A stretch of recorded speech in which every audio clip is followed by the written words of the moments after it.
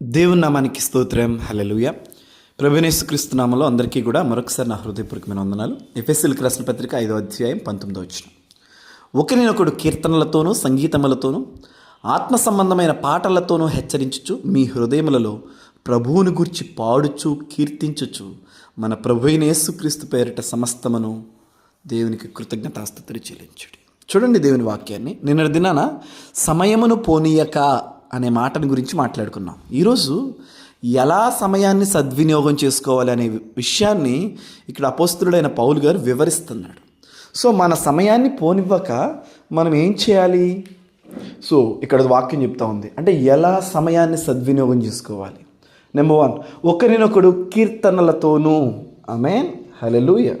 So దేవుని వాక్యం అంటా ఉంది, మన సమయాన్ని, దేవుడు మనకిచ్చిన ఈ భాగ్యాన్ని దేవుని స్తుతిస్తూ, దేవుని నామాన్ని ఘనపరుస్తూ, ఆయన చేసిన ఉపకారాలను తలపోసుకుంటూ, ఆయన మన జీవితాల్లో చూపించిన వాత్సల్యతని కరుణని గుర్తు చేసుకుంటూ, అందుకనే దావీదు యొక్క జీవితంలో మనం గమనించినట్లయితే ఆయన సుమారు 70కి పైగా కీర్తనలు పరిశుద్ధ బైబిల్ గ్రంథంలో రాశాడు.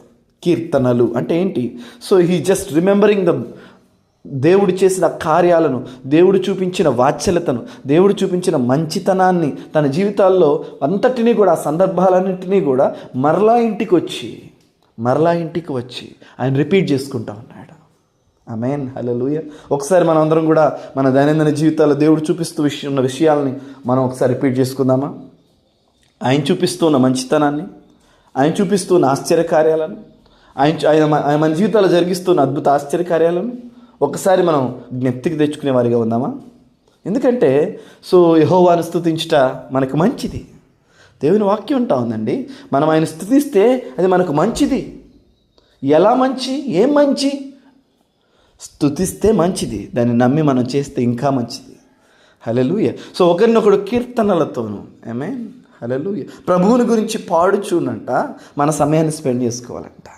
ఈ దినాన మరి దేవుని స్తుతించడానికి ప్రజలకు ఎక్కడ సమయం ఉంది? మిగతా అన్ని విషయాలకు ప్రజలకు సమయం ఉంది, కానీ దేవుని స్తుతించి పాడటానికి, ఆయన ఘనపరచడానికి ఎక్కడ సమయం ఉంది?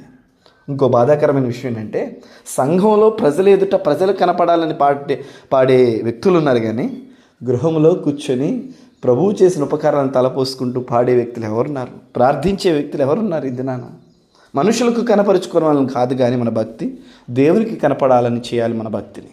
ఆమేన్. సో అందుకనే దేవుని వాక్యం ఉంటుంది, మన సమయాన్ని ఎలా సద్వినియోగం చేసుకోవాలి? దేవుని స్తుతిస్తా, దేవుని ఘనపరుస్తా, దేవుని ధ్యానిస్తా, దేవుని గురించిన ఆలోచనలతో మన హృదయాన్ని నింపుకుంటా మనం మన సమయాన్ని స్పెండ్ చేసుకోవాలి. ఇది ప్రభు యొక్క దృష్టికి అనుకూలమై ఉన్నది. ఆమేన్. కనుక ఈ ఉదయకాల సమయంలో వాక్యాన్ని వింటున్న మిమ్మల్ని అందరినీ ఐ ఎంకరేజ్, మీకు ఇవ్వబడిన సమయాన్ని ఆయన స్తుతించుకుంటూ స్పెండ్ చేసే వ్యక్తులుగా మనందరం కూడా ఉంది.